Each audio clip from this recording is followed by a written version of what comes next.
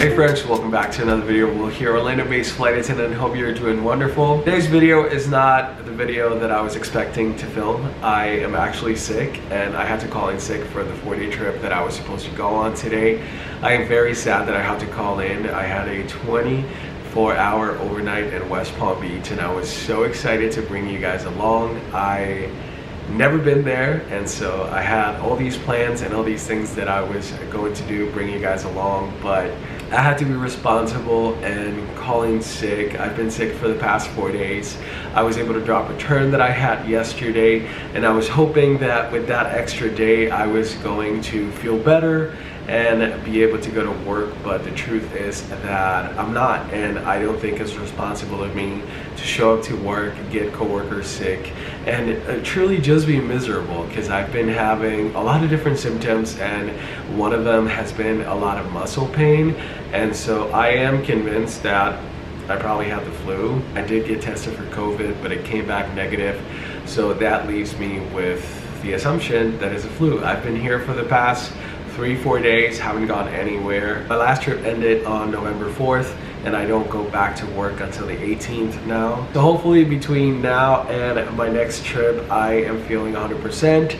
After I finish those trips that I have, I am going on my trip to Europe, which it's insane to say, but it's like what, barely 3 weeks away, and I cannot wait to bring you guys along. It's going to be amazing and I can't wait. So I really need to make sure that I am doing good. I've been drinking fluids, medication, I've been resting and watching a lot of Netflix. I am currently on season 4, episode 3 of Suits, and I started like 2 weeks ago, but these past 3-4 days I've been basically binge watching the show and I am obsessed. Since we really don't have a lot for today, I guess my airline is opening a new flight attendant base starting March 2024, and it's going to be in beautiful Cleveland. You guys know that I used to live in Cleveland, and when they made the announcement I was like, man, if I still lived in Cleveland this would be amazing. If you want to be a flight attendant and you've been eyeing this airline for a little bit, then going to Cleveland might be an option for you.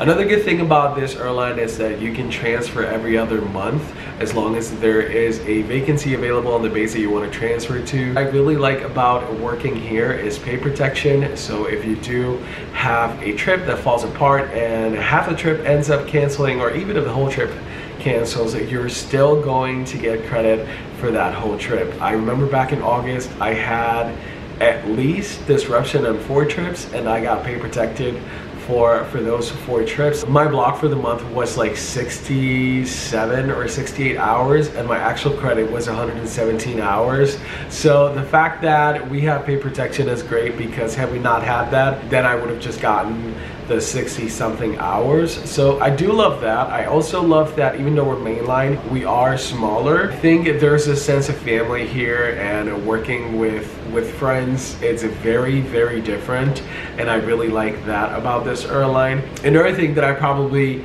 already mentioned is really the reserve time.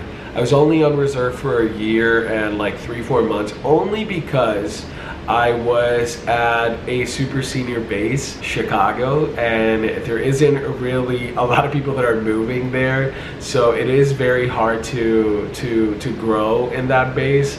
But it's still such a great base. If you are looking into becoming a flight attendant, go ahead and visit the airline's website and apply. I wish you the very best and good luck. Be yourself and potentially come fly with me. We'll have a great time. Took a little break for dinner, but now I am back and I am going to bid for my December schedule. I can't believe that it's going to be a year that I've already been based in Orlando.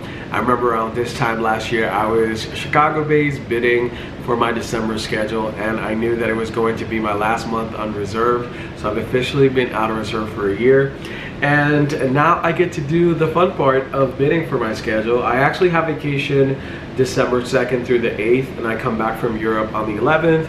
So I'm going to bid for those days off, and then I think I'm going to need an extra day to rest, because I have to take 3 flights to come back, and that first flight requires to sleep overnight at the airport. So it's gonna be brutal flying back to the States. So I think I'm gonna bid 9, 10, 11, and 12 off, and then probably go to work 13 and 14. Then 15, 16, and 17, I'll be home because my family wants to celebrate my 30th birthday and they want to throw a party back home. I don't know exactly what they're doing.